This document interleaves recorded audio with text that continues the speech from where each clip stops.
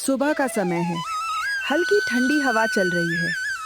आसमान में सूरज धीरे धीरे निकल रहा है और उसकी किरणें मिट्टी के घरों की दीवारों पर पड़कर सुनहरी चमक बिखेर रही हैं। गांव की पगडंडी पर कुछ औरतें सिर पर घड़े रखे कुएं से पानी भरकर लौट रही हैं। बच्चे नंगे पांव धूल में खेल रहे हैं। दूर खेतों में किसान बैलों के साथ हल चला रहे हैं। ये एक छोटा सा गांव है, धनपुर। गांव के ज्यादातर लोग गरीब हैं, लेकिन मेहनती हैं। मिट्टी के घर, फूस की छत और सादगी भरी जिंदगी। लेकिन इसी गांव के बीचों बीच एक बड़ी सी पक्की हवेली खड़ी है। ऊंची दीवारें, बड़ा दरवाजा और अंदर अनाज से भरे गोदाम। ये हवेली है सेठ बंसीलाल की। सेठ बंसीलाल गांव का सबसे अमीर आदमी है, लेकिन उतना ही कंजूस और लालची भी। उसके पास अनाज के ढेर लगे हैं, सोने चांदी के सिक्कों से भरी तिजोरियां हैं, लेकिन फिर भी उसका मन कभी नहीं भरता। सेठ सुबह सुबह अपनी तिजोरी के सामने बैठा है, हाथों में सिक्के लेकर उन्हें गिन रहा है। 1, 2, 3, 4। अरे ये 5वां सिक्का कहाँ गया? मालिक, सारे सिक्के तो यही हैं। मुझे मत सिखा, एक एक सिक्के का हिसाब रखता हूं मैं। भोलू सेठ का नौकर, गरीब है लेकिन दिल का साफ है। मालिक, बाहर गांव के लोग आए हैं, कह रहे थे कि घर में अनाज नहीं बचा। तो मैं क्या करूं? मालिक, 2 दिन से कई घरों में चूल्हा नहीं जला। तो मुझे क्या? मैंने क्या उनके पेट भरने का ठेका लिया है? भोलू कुछ कहना चाहता है, लेकिन सेठ के गुस्से से डरकर चुप हो जाता है। हवेली के बाहर कुछ गांव वाले खड़े हैं। उनके चेहरे पर चिंता है, आंखों में भूख साफ दिखाई दे रही है। सेठ जी से कहो थोड़ा अनाज दे दे, बच्चे भूखे हैं। हम काम करके चुका देंगे, अभी तो बस पेट भरने के लिए चाहिए। भोलू धीरे धीरे बाहर आता है। सेठ जी ने मना कर दिया। गांव वाले एक दूसरे की तरफ देखते हैं। इतना अनाज होते हुए भी एक मुट्ठी नहीं देंगे। भगवान सब देख रहा है। गांव वाले धीरे धीरे वहां से चले जाते हैं। उनके कदम भारी हैं और उम्मीदें टूट चुकी हैं। सेठ बंसीलाल खिड़की से सब देख रहा था। जितनी भूख बढ़ेगी उतना दाम बढ़ेगा। मालिक, आप ऐसा कैसे सोच सकते हैं? यही व्यापार है, जब चीज कम होती है तो उसकी कीमत बढ़ती है। लेकिन मालिक, वो लोग भूखे हैं। और मैं व्यापारी हूं, मुझे फायदा देखना है, दया नहीं। सेठ के शब्द सुनकर भोलू का दिल कांप उठता है। रात हो चुकी है। गांव अंधेरे में डूबा हुआ है। कई घरों में आज भी चूल्हा नहीं जला। बच्चे भूखे सो गए हैं। माएं अपने आंसू छुपा रही हैं। और वहीं सेठ की हवेली में गरम गरम पूरियां, सब्जी, मिठाई, सब कुछ तैयार है। आज खाना कुछ कम बना है। मालिक, ये तो बहुत ज्यादा है। बचा हुआ खाना फेंक देना, किसी को मत देना। फेंक देंगे? हाँ, अगर लोगों को मुफ्त में देने लगे तो वो काम करना ही छोड़ देंगे। भोलू की आंखों में आंसू आ जाते हैं। उसी रात गांव में एक बूढ़ा साधु आता है। कोई है? भूखे को रोटी मिल सकती है क्या? वो हर घर जाता है, लेकिन हर घर खाली है। आखिर में वो पहुंचता है सेठ बंसीलाल की हवेली के सामने। कौन है? बेटा, 2 दिन से भूखा हूँ, थोड़ा सा खाना मिल जाए। भोलू अंदर की तरफ देखता है, जहां खाना भरा पड़ा है। रुको बाबा, मैं मालिक से पूछता हूँ। भोलू धीरे धीरे अंदर जाता है। उसका दिल जोर जोर से धड़क रहा है। उसे पता है सेठ का जवाब क्या होगा, लेकिन फिर भी उसे एक उम्मीद है। मालिक, बाहर एक बूढ़ा साधु खड़ा है। 2 दिन से भूखा है, थोड़ा खाना मांग रहा है। तो मैं क्या करूं?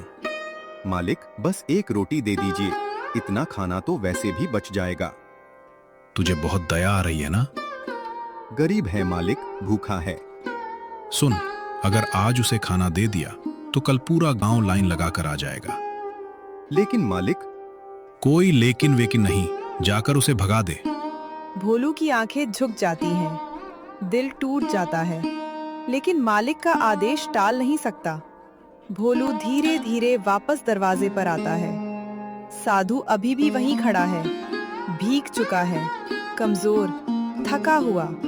बाबा, मालिक ने मना कर दिया। कोई बात नहीं बेटा, भगवान उसका भला करे। साधु मुड़कर जाने लगता है, लेकिन तभी वह रुकता है।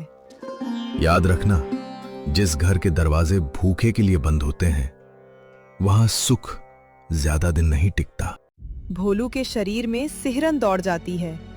वह साधु को दूर जाते हुए देखता रास्ता है। रात और भी गहरी हो जाती है, हवा तेज चलने लगती है।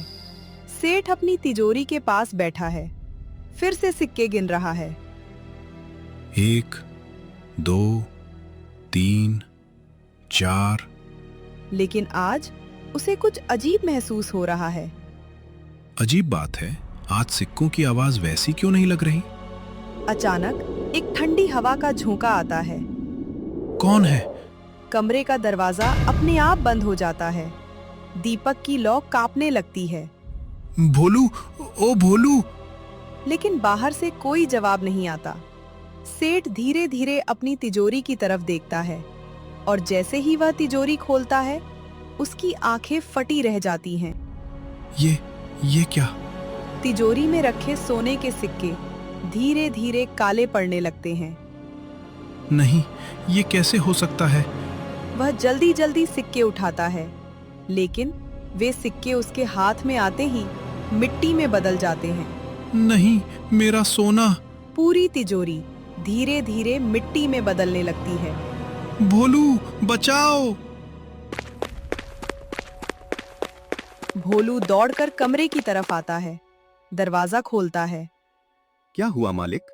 लेकिन जैसे ही वह अंदर देखता है, सब कुछ सामान्य हो जाता है। सेठ घबराया हुआ है, पसीने से भीगा हुआ। मेरी तिजोरी, सब मिट्टी बन गया था। मालिक, यहाँ तो सब ठीक है। सेठ चुप हो जाता है, लेकिन उसका डर कम नहीं होता। सुबह होती है, लेकिन आज गांव में अजीब सन्नाटा है। मालिक, एक बड़ी समस्या हो गई। अब क्या हुआ? गोदाम का अनाज सब खराब हो गया। क्या? सेठ तुरंत गोदाम की तरफ भागता है। जैसे ही वह अंदर जाता है, उसका दिल बैठ जाता है। ये कैसे? सारा अनाज सड़ चुका था, कीड़े लग चुके थे, बदबू फैल रही थी। नहीं, ये नहीं हो सकता।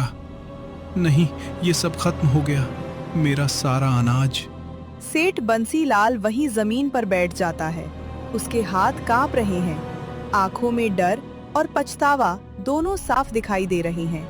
जिस अनाज को उसने छुपा कर रखा, जिसे वह सोने के बराबर समझता था, आज वही अनाज उसके लिए बेकार हो चुका था।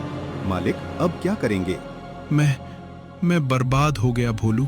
इतने में हवेली के बाहर शोर सुनाई देता है। सेठ जी, सुना है आपका अनाज खराब हो गया। अब तो आप हमें अनाज दे देंगे ना? कुछ ही देर में हवेली के बाहर पूरे गांव की भीड़ जमा हो जाती है। वही लोग जो कल तक भूखे थे। ये सब यहाँ क्यों आ गए? मालिक, अब सच्चाई छुप नहीं सकती। सेठ धीरे धीरे बाहर आता है। गांव वाले उसे घेर लेते हैं। उनकी आंखों में गुस्सा है, लेकिन दर्द भी है। जब हमारे बच्चे भूखे थे, तब आपने एक दाना भी नहीं दिया। आज भगवान ने आपको वही दर्द दिखाया है। मुझसे गलती हो गई। यह सुनकर सब लोग हैरान रह जाते हैं। गलती? ये गलती नहीं, लालच था। हाँ, मैं लालची था। मैंने सिर्फ पैसा देखा, इंसानियत नहीं। सेठ की आंखों के सामने कल रात का वह साधु घूमने लगता है। वो साधु, उसने कहा था, जिस घर के दरवाजे भूखे के लिए बंद होते हैं, वहां सुख नहीं टिकता। मालिक, शायद वही सच था। सेठ धीरे धीरे जमीन पर बैठ जाता है। पहली बार उसके अंदर का घमंड टूट चुका था। तभी भीड़ के बीच से वही बूढ़ा साधु फिर से आता हुआ दिखाई देता है। मालिक, वही साधु। बाबा, मुझे माफ कर दो। मैं तो एक भूखा इंसान था। माफी तो तुम्हें उनसे मांगनी चाहिए जिन्हें तुमने भूखा रखा। सेठ धीरे धीरे गांव वालों की तरफ देखता है। मुझे माफ कर दो, मैंने बहुत बड़ा पाप किया है। सेठ तुरंत अपने नौकरों को बुलाता है। जो भी अनाज बचा है सब निकालो। मालिक, आज से इस हवेली का दरवाजा कभी बंद नहीं होगा। कोई भी भूखा नहीं सोएगा। नौकर गोदाम से जो थोड़ा बहुत बचा अनाज है उसे बाहर लाते हैं। सेठ खुद अपने हाथों से अनाज बांटने लगता है। आज आप सच में सेठ बने हैं, पैसे से नहीं, दिल से। धीरे धीरे गांव में फिर से चूल्हे जलने लगते हैं। बच्चों के चेहरों पर मुस्कान लौट आती है और सेठ बंसीलाल, जो कभी सबसे बड़ा लालची था, आज सबसे बड़ा दानी बन चुका था। याद रखना, धन बांटने से कम नहीं होता, बल्कि दिल बड़ा होता है।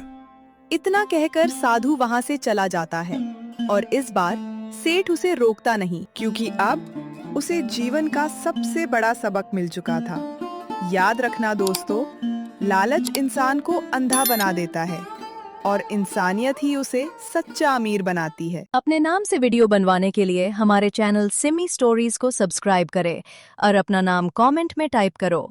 हम जल्दी से जल्दी आपके नाम की वीडियो बनाने की कोशिश करेंगे।